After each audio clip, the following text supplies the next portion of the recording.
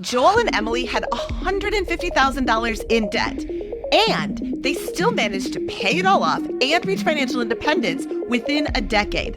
Oh, did I mention that they also have 5 kids? If that isn't impressive enough, they are also experts at travel hacking and have saved over $50,000 just by using credit card points. I cannot wait to share with you how they did it and now how they are living the life they've always dreamed of. Joel and Emily, thank you so much for joining me today. Thanks for having us, Mindy. Thanks for having us. I gotta jump right in here with this first question. What kind of debt was this, and how did you pay off $150,000 in debt and reach financial independence with 5 kids? Because that's not a common story in the FI world. That's a loaded question. So it'll start off with a friend of ours gave us Dave Ramsey book, Total Money Makeover, which I know a lot of your listeners and a lot of people in the FI community kind of get their start with. Of that $150,000, it was 100% student loans. So one thing that Emily and I have been pretty good with is with consumer spending and credit cards. We were on the Dave Ramsey train where we were avoiding credit cards entirely. And then that $150,000 in student loan, it took us about 3 years to knock that out. How much were you making when you were knocking out this $150K? So yeah, we had a huge amount of debt. We really had no plan. So that book provided us with a plan. But prior to that, there were a few months in a row where Joel's only paid one time a month, and we had to kind of stretch a week without any spending because we had literally $0 to our name. And we were commuting at the time, both of us, me to graduate school and him to his first teaching job. So it's just kind of like really, really stressful and scary. And so that kind of is what fired us up when we saw this plan. We're like, okay, this is manageable. This has steps. It's concrete. We didn't feel so lost anymore. Did you catch that? She said fired up. I did. But to just throw some actual numbers, my first teaching position, so I was a high school teacher, and we were making $35,000 a year doing that. And Emily was in grad school for that first 3 years. Now, we played that game, and this was a really important part of our process. We played that game of living off of $35,000 a year for 3 years. So they were living off of my income. And then really when the party got started was when Emily graduated, and then she got a job. But we just never changed. We just continued to live off of that, $35,000, $40,000 a year. And then everything that Emily made is what got rolled right into our debts. And I did eventually get a job in graduate school, which allowed us to pay my last year in full without any additional loans. But again, that first chunk of time, we established a budget based on his income, and we just never changed it. Okay, I was just going to ask if you have any tips for avoiding lifestyle creep, but that right there is the tip. You establish a budget and then you don't change it even though more money is coming in. I love that. So when you got to zero net worth from a negative position, what did you do next? We went right back into debt, of course. I remember the date. It was July 20. I just can't remember the year that we got debt free. And then right after that, we were renting a home. We came down one day and some mice got into the pantry and ate some food. And Emily was done at that point. And it was time, although we were, my plan was to save the 20% down payment. Emily said, not going to happen. And we started looking at houses. And shortly thereafter, we purchased our forever home. That is another great tip. So you said we purchased our forever home, even though it was your first home. There's this phrase that I really do not like. It's called the starter home. You buy a small house and then just the connotation of starter home means that you are expected to get a different house, sell this one and move on to a better house. I love that you started off with your forever home. Did you have a FI number in mind when you started down this path? That's a funny question. Because when we paid off our home, I was kind of like, I felt like I could breathe a little bit, but there wasn't really a next step. But I was just kind of like, all right, the end goal is we met it. So now we just get to kind of hang out. And then Joel comes in from the garage one day during the pandemic and he's like, oh my gosh, I'm learning all these things. And he's like, I think in 7 years. And I just I honestly was not very happy at all, and I did not react very well. But with time, and as he would send me some podcasts, he'd send me some things to read, and I really got on board then. So our FI number during this time when Emily was like 6 years, like, I'm going to punch you. It was $1 million in the stock market is where we wanted to be at. And I thought we could do that, by the time I reached 40, 37 now. It really went much faster than online investment calculators and how everything went. And that's in part, the market's been on a tear in the past year, but then also some of our side hustles and businesses that have been doing pretty well have allowed us to really have exponential growth. Do you consider yourself to be retired? That's a good one. Now, retired is, I think Emily will say that I probably never can. Never can or never will? That's a great point. That's kind of the junction that we're at right now. Will I ever retire? Taking these steps back this year has really forced us to kind of evaluate what we want our lives really to be like. I think maybe the closest thing that will be relatable to our story is the Baristify. And it won't necessarily be a part-time job, but it'll be, an hour or two a day on side hustle. And then, the rest of the day, we get to raise our kids and live life the way that we want to do. So let's dive into your side hustles and your businesses a little bit. About 12, 13 years ago, I was strictly a teacher and had no aspirations for anything other than that.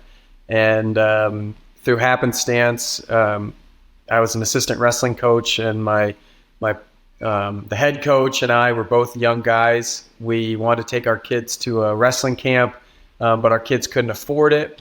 So we had a whole bunch of iterations, but we landed on, creating a wrestling camp. And then this wrestling camp has really blown up in the last 13 years. We will service about 3,000 kids a summer that will come between two camps. What sort of income does that generate in relationship to your spending? 200% of it, maybe. Is that what you're looking for, percentage-wise? Yes, yes. Yeah. You make, in 2 weeks in the summer, 200% of your annual spending. Yeah. I mean, Wow. Some years it might be 150% to 200%, but yeah. But it's 2 weeks. Do you know how long it takes some people to make 100% of their annual spending? The whole year. I love this. The other important part of it, though, is like we don't live like other people, maybe. Since this whole year that we've taken off through the business, we have been getting a paycheck, if you will, of $1,500 every 2 weeks or twice a month. So we've been living this year off of $3,000 a month. With 5 kids. Yeah. Okay. But we live in Iowa. That's important. We also we're mortgage free. I'd love to show you a picture of our cars because we're a 2-van fam. Emily had a really fun week where she hit 2 deers, and I used duct tape to repair some of those and some zip strips, which are really nice. I think another thing, as Joel kind of went down the FI rabbit hole a little bit, and he'd kind of share nuggets with me. And by the way, I never read the Dave Ramsey book. I just got the Cliff Notes from him because I was like, information overload in graduate school, and that's just what worked for us. But I've kind of been more going down the like minimalism, because with 7 people, that can be a lot of stuff, and stuff acquires really fast. So one thing that we've done over the last few years is just being really intentional with what we're buying, what we're replacing. So like, for example, we don't have a microwave. Our microwave went out and we just didn't have the time or didn't make the time to go get one. And then after a few months, we're like, we just don't really even need it. We figured out how to live without one. It's one less thing to clean. And it was one less purchase. So that's like a little thing. But when you add all those little marginal things up, it really does make a difference. We do the same thing with like shoes, clothes, all of those other utilitarian type things. We really are trying to be intentional with, not trying to manage the clutter. Emily, you used a word that I want to highlight. You used intentional.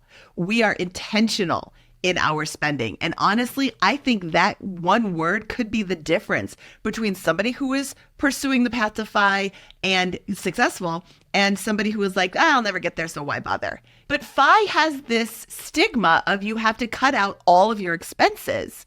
What have you kept in as like treats or, things that like really bring you a lot of joy? I would say travel and just quality time. So like we do have a boat. It's kind of in the same vein as our vans. Like Whoa. It floats and it starts every time. Like it's safe and reliable. That's the only thing. But it brings us a lot of joy. Like we live near the Mississippi River, so we can go out and have a really good time and kind of have like a mini vacation almost for a couple hours. So those are the types of things. And then grilling with our friends in the summer or having people over for pizza or planning trips and making those kinds of things happen. Those are things we have not sacrificed even from the beginning when we did have all that debt. We planned for it, we budgeted for it, and we found little ways around, making it more affordable, like making your own food when you're traveling, things like that. You mentioned that your 2 weeks a year camp pays for your 150 to 200% of your spending every year. What are you doing with the extra in quotes, because extra is not, there's no such thing as extra money. But what are you doing with the money that is more than what you need for spending? And are you withdrawing anything from your retirement portfolio or your stock market portfolio? We are not. So I do like to look at it as extra. I don't look at that money as like a paycheck that we have, because then, it does feel like, hey, we can spend this thing. So we're really kind of having a little bit of a change on how this is right now, but we have our savings goals, which is to max Emily's 401k, to max my 401k, to max out both Roths, and then a little bit in the brokerage account each year. So by the end of it, we're talking, I don't know, we're pushing 70 grand, I would imagine, in the savings goals. And one thing that we're really trying to work on right now is to spend more. Like once you've done that, like let's go and have some fun with it, maybe. And we haven't really done that. We have, an emergency fund that has some money there, and then we have, what we need to live off of. And then everything else was thrown into those buckets. The brokerage account would be filled up a lot faster than the others because, once you hit all those other ones, that's what would take place. So, what we're doing right now, though, is we have what we need to live, and we don't really think of anything other than that. And it goes to work for us. And, we got little soldiers in the stock market, and that's what's happening. Emily, do you plan on going back to work at all? Oh, that is a great question. I'm going to maintain my licensure. I'm an occupational therapist. But right now, I don't see myself doing that for a little while, at least. Yeah, and I really loved what I did as an occupational therapist. And to be honest, I pull a lot of those skills and a lot of that knowledge into what I'm doing at home with homeschooling and just being a parent. And I guess where I'm at now is like, this is where I need to be now. And that's another one of the beautiful things of that, the FIRE movement has brought us, is that ability to say, I don't know. Like, I don't know if I'll ever go back to being an occupational therapist in that traditional sense, but not shut that door completely. Perfect. Yeah. Always leave open your options just in case. What do you think are the biggest misconceptions of financial independence? For me, it seemed like it was all about the numbers. So like we had, paid off our debt, paid off our house. And then Joel comes to me with this other seemingly like end goal. And I was overwhelmed and I was frustrated and I just needed more information. And the more I learned about it, the more I realized a lot of what we were doing, paying down our debt, kind of aligned with FI anyway. And I think where I really kind of can appreciate it is that it really isn't. Like, it helped us shift our perspective and see money as a tool and not money as the goal.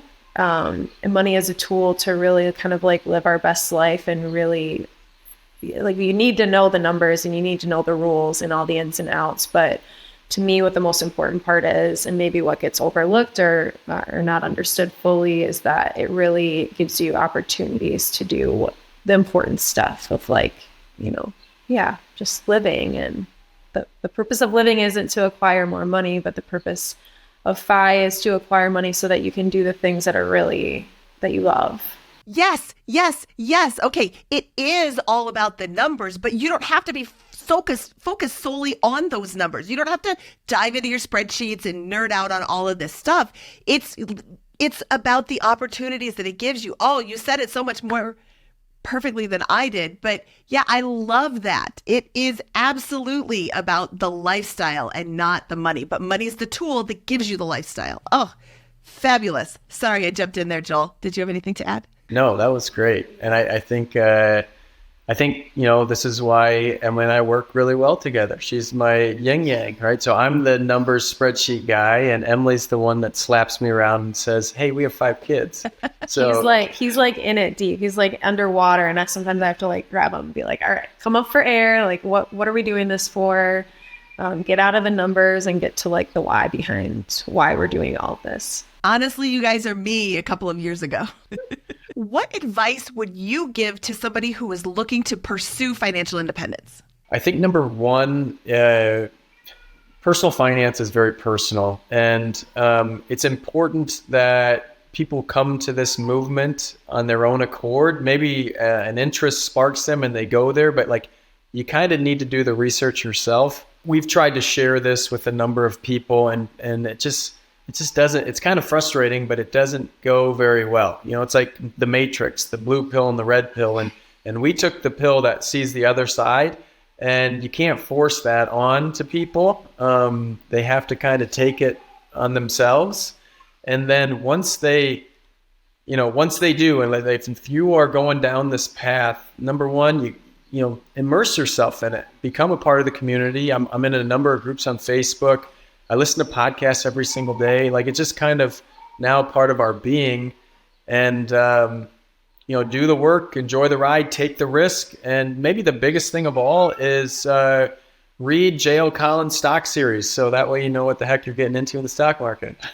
Yeah, that is absolutely great advice. I love it. Emily, do you have anything to add to that? I would just say know your why, know the reason behind, because society and our culture will tell you that you need a new car and you need all these things. And that's just not what we've found to be true. Like, again, money is a tool, and money is a tool to pour into your life, not the goal.